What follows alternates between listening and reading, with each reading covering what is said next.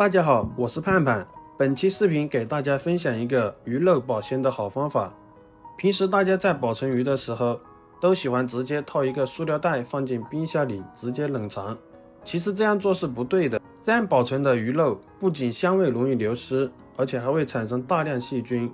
鱼肉上面还会结一层厚厚的冰霜，解冻以后，鱼肉吃起来就会又腥又柴，它的肉香味也会大打折扣。下面给大家介绍一个保存鱼肉的好方法，这样保存的鱼肉放1年都不会坏，吃起来的口感跟新鲜的一样。下面跟着视频我们一起来学习一下吧。吃不完的鱼肉，首先我们把它清洗干净，把鱼肉上面的脏东西彻底的清洗掉。洗干净以后，把它控干水分，然后放在案板上。我们用厨房纸巾把上面的水分擦干，这样鱼肉在保存的时候就不会出现厚厚的冰霜了。把鱼肉的每一个角落都擦干净，擦完一遍，然后我们再把它翻个面，把另一面的水分也擦干净，把鱼肚子里的水分也擦干净。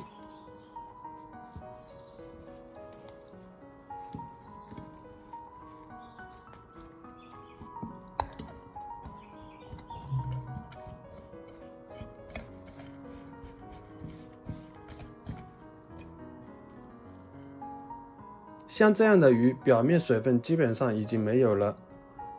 接下来我们在碗里倒入一点高度白酒，准备一个小刷子，在鱼的表面薄薄的刷上一层白酒。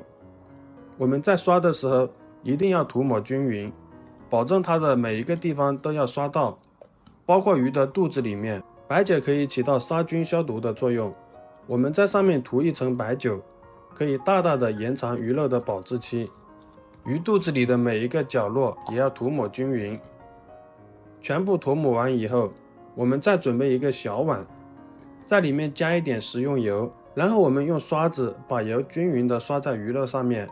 同样的，我们在刷油的时候，每个角落都要刷到。我们在鱼肉上面刷一层食用油，可以锁住鱼肉里面的水分，这样鱼肉里的水分就不会轻易流失。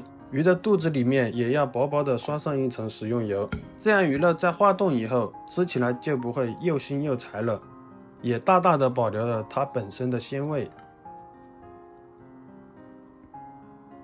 现在我们的鱼肉每个角落都已经涂抹好了，下面我们准备适量的保鲜膜，然后把鱼肉放在上面，像视频中操作的一样，给它包裹起来。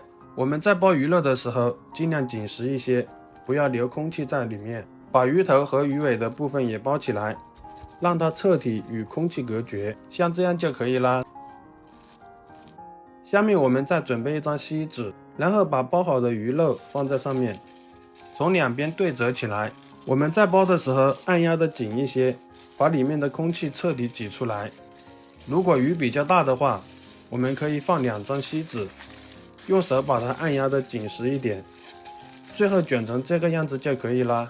锡纸可以起到防潮的作用，外面的水分进不来，里面的水分也不会流失，大大的提高了鱼肉的保鲜效果。这样保存的鱼肉放1年都不会坏，吃起来跟新鲜的一样。如果你喜欢的话，就收藏起来试试吧。